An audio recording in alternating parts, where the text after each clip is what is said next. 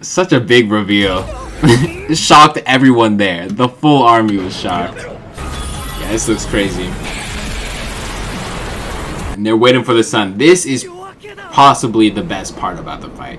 This is where you get to his poses. This is where he really starts feeling himself. Acting like a god in the sunlight.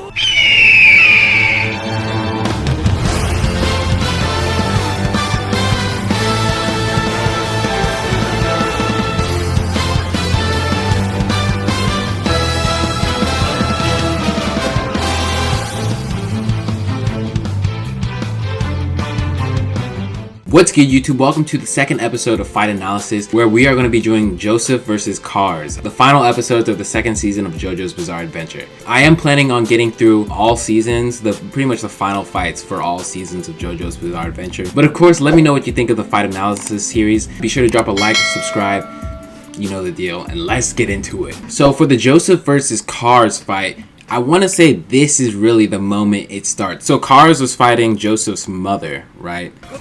And then, out of nowhere, it takes a turn for the worse. Joseph's mother is caught off guard. Joseph is not even really close to Cars, but he could see what's happening. Yeah, so she gets diced up. And now there's that sense of urgency. Look at this face. This is true anger of a JoJo's character.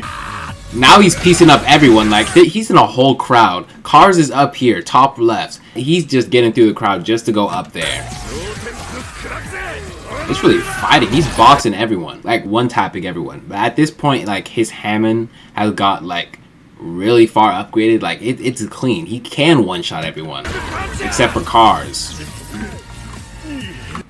Never mind. They weren't getting one-tapped. I did forget to mention, at this point, Joseph did just fight Wamu, I believe. So he did exhaust a lot of his Hammond, which is why he can't one-shot these lower enemies. Completely forgot about that. And so he's at his wit's end. He's about to lose. And he gets saved. Everyone starts burning right in front of him. He's confused. And the German army pulls up. And the Speedwagon Foundation. Which gives JoJo enough time to get right up behind Cars. They're chatting. He left her alive just so he could torture her, like, right in front of Joseph. Yeah, this is the torture he was talking about. Ooh, there it is. So he sticks a hole in her foot and puts the rope in between her foot. We know what he's about to do, right? He throws her off, and so she's hanging with the thing diced through her leg, which is crazy. So no matter how she gets pulled up, it's still going to be extremely painful for Lisa.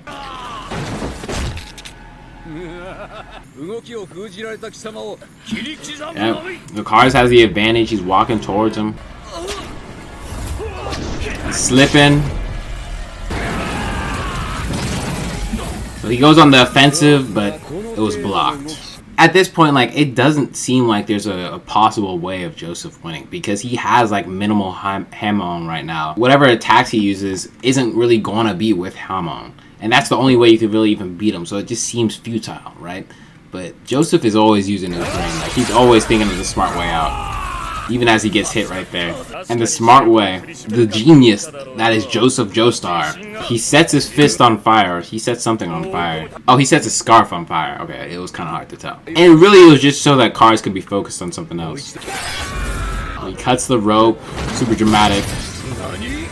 It's revealed that he had a rope around his leg the entire time while he was distracted. Within that first blow where he kicked him, he tied up that rope around him.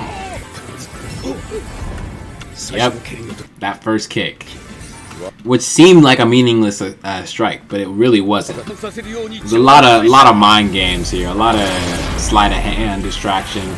Well, that is really what makes this JoJo my favorite JoJo. He's always doing something kind of crafty. While the other JoJos, they're a little bit more straightforward, relying on their stand or doing things kind of straightforward or thinking a little bit outside the box. But Joseph was always thinking like 3 boxes outside of the box. And even outside of that third box, outside of 3 boxes. Just imagine 3 boxes and he's outside of them. And now his Hamon's coming back. What looks like enough for another attack. Overdrive. Breaking his weapon, his whole blade and everything too is crazy. Ooh. Just enough for cars to fall off and get impaled. It's just crazy. Now, it would look like Joseph has won here, right? Like, he has the upper hand. Cars is impaled. What can he do? And he just breaks free like it was nothing. And then he just kind of lies there, right? Like everyone's confused. The fact that they kind of wait here and do nothing is funny, because they're confused. But now they're getting into the UV amplifier. And they're going for the final strike. Ooh. Such a big reveal. It shocked everyone there. The full army was shocked. He was waiting for the last second for this too. Yeah, this looks crazy. This whole transformation, Cars transformation, is, I want to say, probably the best part of the whole fight. Mass breaks.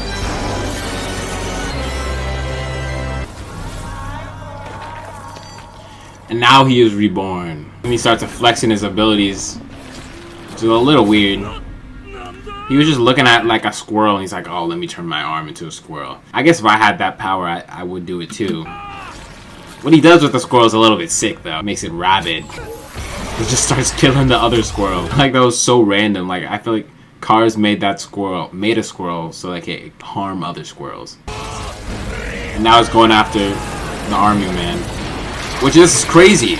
It's a super powered squirrel. And they're waiting for the sun. This is possibly the best part about the fight.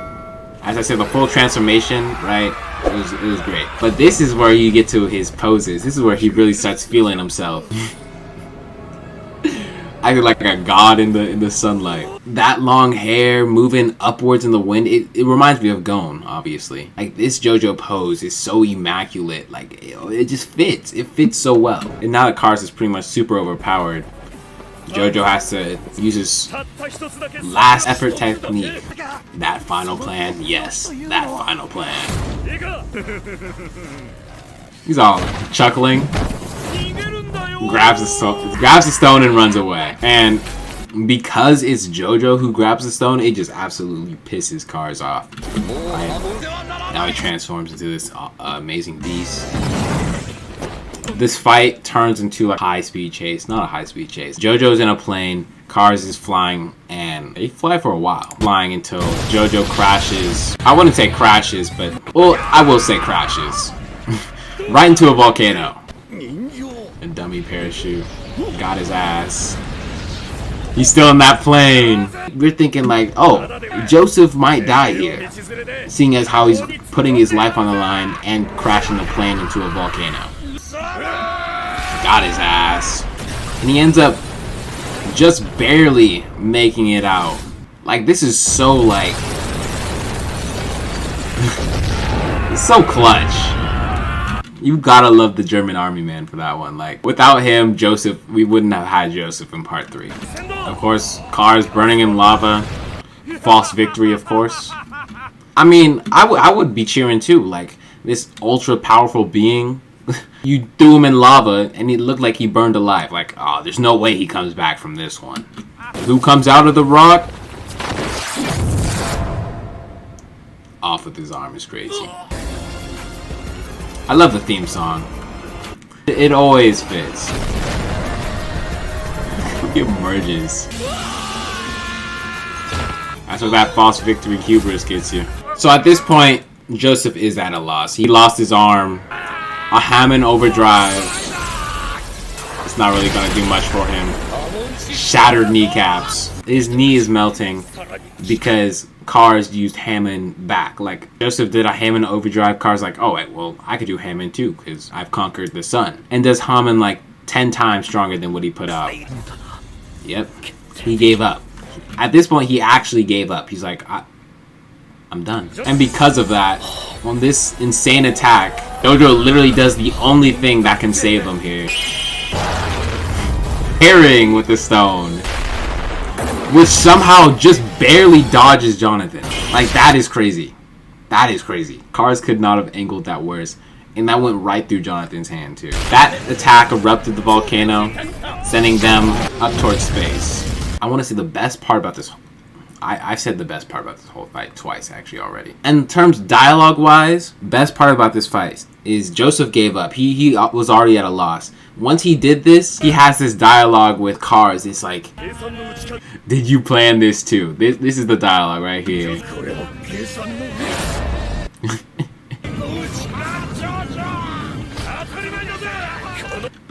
And Joseph straight up lies to him. He's like, what do you think? I planned every part of this. I absolutely love that part because the whole time it feels like Joseph's character is trying to play mind games with every villain he encounters, or at least get under their skin. It's like a total lie, but it'll drive Cars crazy. I want to go through like the ups and downs of the fight. Like the fight was pretty fast. It feels like JoJo had the upper hand until Cars got the amulet stone. The second he transformed, JoJo couldn't actually put up a fight. He had to run the entire way, and the only way he had a chance of winning was pure luck. If anyone who was able to sell pure luck like he did it on his own, it would be JoJo. Not just any JoJo, Joseph. It would be Joseph. I want to say most of this fight is good. It wasn't like any plot holes. Like, it wasn't like that Joseph was suddenly able to fight Cars out of nowhere. Imagine Cars got his super power up and then Joseph was still like fighting with minimal Hamon, because he had no Hamon like the entire fight. That would have been crazy. They did go in a good direction with him running away. But the one thing I will say is that Joseph should have died here. Where I paused it right now, he's on a floating rock falling from the sky, thousands of miles in the sky. No one should be able to survive that fall. Like, that was the one ass pull they pulled. I'm not mad though, because I do like Joseph's character, but we do have to say good and the bad. That is the bad of the fight. Like, he shouldn't have survived that. With that, I want to rate this fight like a 6 out of 10 fight. I know that seems a little low, but like the whole ass pull at the end, like him surviving that, and then the whole last part of the fight, like it's him surviving off luck. Like there wasn't like an actual plan. The fight was mostly running away, and when he did fight Cars, he wasn't even fighting at full power because Joseph just fought Wamu, so he was fighting at half power. And so we would give it a higher rating if Joseph actually did more fighting, but it's mostly a runaway fight. Anyway, let me know what you guys think in the comments. We will be doing more fight analysis, but this is just my opinion on this fight, this specific fight. So let me know what you guys think about this fight, because I'm curious about your opinion too. With that being said, I'll catch you guys in the next one.